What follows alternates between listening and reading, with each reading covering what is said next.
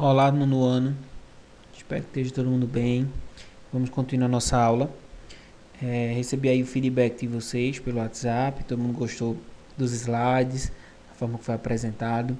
E vamos continuar com o nosso assunto sobre os governos populistas no Brasil, que foi de 1945 a 1964. O último que a gente viu na aula anterior foi o governo de Vargas. Então a gente vai iniciar essa aula falando sobre o governo de Café Filho de 1954 a 55. Isso mesmo, apenas um ano. E a gente vai ver algumas características desse governo. Vamos lá? Após o suicídio de Vargas, a presidência foi assumida durante 17 meses por Café Filho, que era o vice-presidente, que se afastou por motivos de saúde. Em seguida, a presidência passou para Carlos Luiz, presidente da Câmara dos Deputados, que foi deposto pelo movimento de 11 de novembro, que foi um golpe militar, sendo sucedido por Nereu Ramos, presidente do Senado. A gente tem as imagens, que não pegou aqui na hora da apresentação. O suicídio de Vargas fez com que a breve presença de Café Filho na presidência fosse marcada por uma grande instabilidade. Para acalmar as tensões da época, o novo presidente saiu aos meios de comunicação prometendo assumir os compromissos firmados por seu antecessor, Vargas. Entretanto, a pressão política exercida pelos setores de oposição fez com que Café Filho permitisse a entrada de políticos udenistas em seu gabinete ministerial, que eram os partidos políticos que a gente viu na aula passada. Os grandes problemas econômicos da época eram a inflação e o déficit da balança comercial. Foram combatidos através da limitação do crédito, a redução das despesas públicas e a criação de uma taxa única de energia elétrica e a retenção automática dos impostos de renda sobre os salários. Além disso, para buscar apoio junto aos parlamentares na aprovação de tais medidas, Café Filho declarou que seu governo tinha caráter provisório e não tinha maiores pretensões políticas. Então, isso era todo o contexto pós o suicídio de Vargas. Já o governo de Juscelino Kubitschek, que foi de 1956 a 1961. Vamos lá? Vamos cantar um jingle. Jingle é aquela música que a gente viu, né? E ele diz assim, não vou cantar, viu? Só vou ler aqui o negócio, que eu não sou cantor, não sou muito bom para cantar, não. Gigante pela própria natureza, há 400 anos a dormir.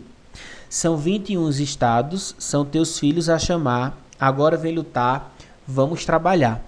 Queremos demonstrar ao mundo inteiro e a todos que nos querem dominar, que o Brasil pertence aos brasileiros e o homem vai surgir para trabalhar. Aparece como estrela radiosa, nesse céu azul de anil. O seu nome é bandeira gloriosa para salvar este Brasil. Juscelino Kubitschek é o homem que vem de Minas, das bateias do sertão. Juscelino é o homem que, além de patriota, é o nosso irmão. Brasil, vamos para as urnas, povo democrata, gente varonil. Juscelino, para presidente do Brasil. É bem interessante, né?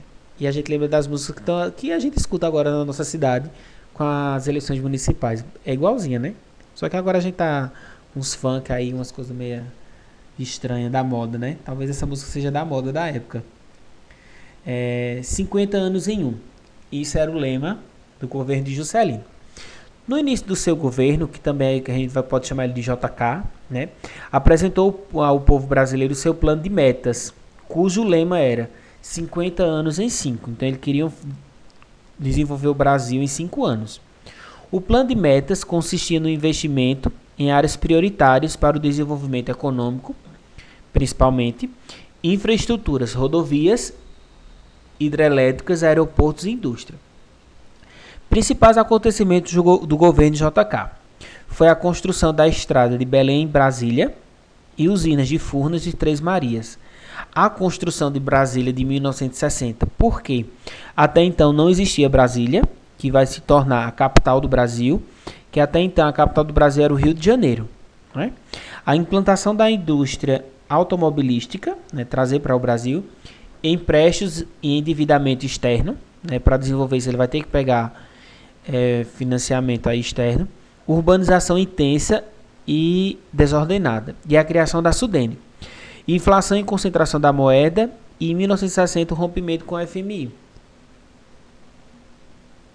Aí a gente tem a rodovia de Tocantins, e aí a gente tem a construção de Brasília, aí seria a esplanada dos ministérios. Ó. Anos Dourados. O governo de JK recebeu esse título devido à rápida industrialização na década de 50.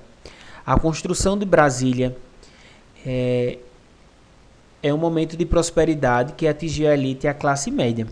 Nos anos dourados, estavam associados ao espírito otimista e inovador do período. Quer dizer, ele traz isso para o Brasil, né? Com essas metas de desenvolvimento aí. Com a popularização dos meios de comunicação, como rádio e TV, vários artistas se destacaram. As músicas mais populares eram as marchinhas e o samba-canção. Surge o movimento musical da Bossa Nova. O cinema e o teatro também participaram desse processo. E o Brasil conquista sua primeira Copa do Mundo em 1958 na Suécia, que é essa imagem aqui, ó, da vitória da Copa do Mundo, do lado direito.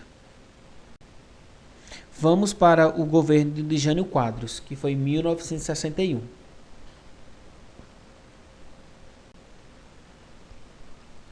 Varre, varre, varre, varre vassourinha. Outro jingle, viu? Varre, varre, varre a bandalheira, que o povo já está cansado de sofrer dessa maneira. Jânio Quadros é a esperança desse povo abandonado. Jânio Quadros é a certeza de um Brasil moralizado. Alerta, meu irmão, vassoura conterrâneo, vamos vencer com Jânio. Aí outra música, né? Aí tem uma atividade que era para a gente fazer na sala de aula, para a campanha. O breve governo de Jânio Quadros, né? Sua gestão durou apenas 7 meses e foi muito contraditória. Adotou uma política econômica e externa que desagradou profundamente os políticos que o apoiavam. Na área econômica, foi conservador, seguindo as medidas do FMI, que é o Fundo Monetário Internacional. Congelou salários, restringiu créditos e desvalorizou a moeda nacional, o cruzeiro, em 100%. Porém, não conseguiu acabar com a inflação, mesmo com tudo isso. Tomou algumas medidas polêmicas, condecorou com a Ordem do Cruzeiro do Sul o ministro cubano Ernesto Che Guevara. Proibiu as brigas de galo, o lança-perfume e o uso de biquínis em desfiles de beleza. Diante de suas ações, perdeu apoio político e Carlos Lacerda foi à televisão acusar de abrir as portas ao comunismo por causa de Che Guevara lá de Cuba, né? Sem apoio político, Jânio Quadros renuncia, afirmando que forças terríveis o haviam levado a tomar aquele gesto. Então a gente vai para o governo de João Goulart, que foi de 61 a 64. Com a saída de Jânio Quadros, assume João Goulart. Vamos ver quais foram as características principais desse governo. Campanha da legalidade e posse. Após a renúncia de Jânio Quadros, os militares e líderes da UDN tentaram impedir a posse do vice, que era João Goulart, o acusado de ser um perigoso comunista. Bem interessante, que é como se a gente estivesse falando da política de presidente, né? Que a gente escutou muito falar sobre isso, sobre o comunismo.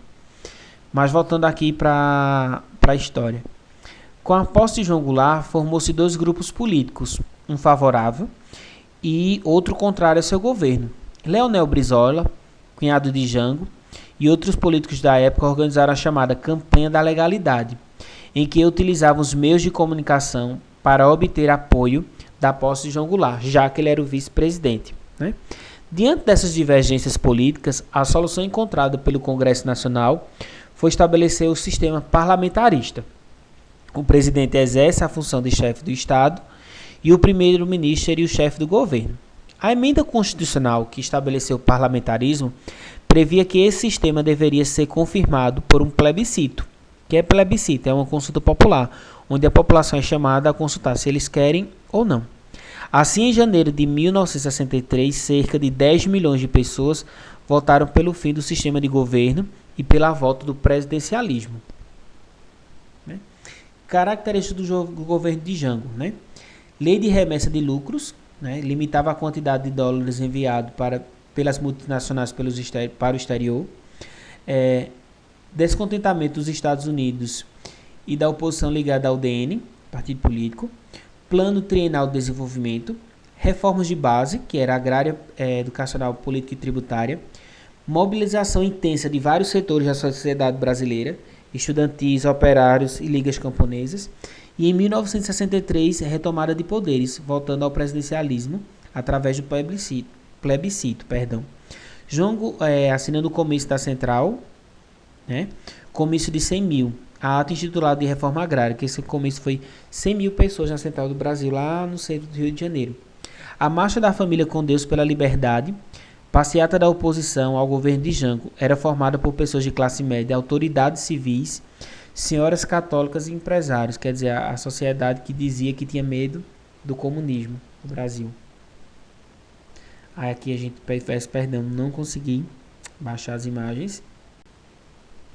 Passar a chave. Tem atividade. E a gente vai ficando por aqui. Espero que vocês tenham gostado. Lembrando, qualquer dúvida, chama no privado, ok? Um grande abraço para vocês e até mais.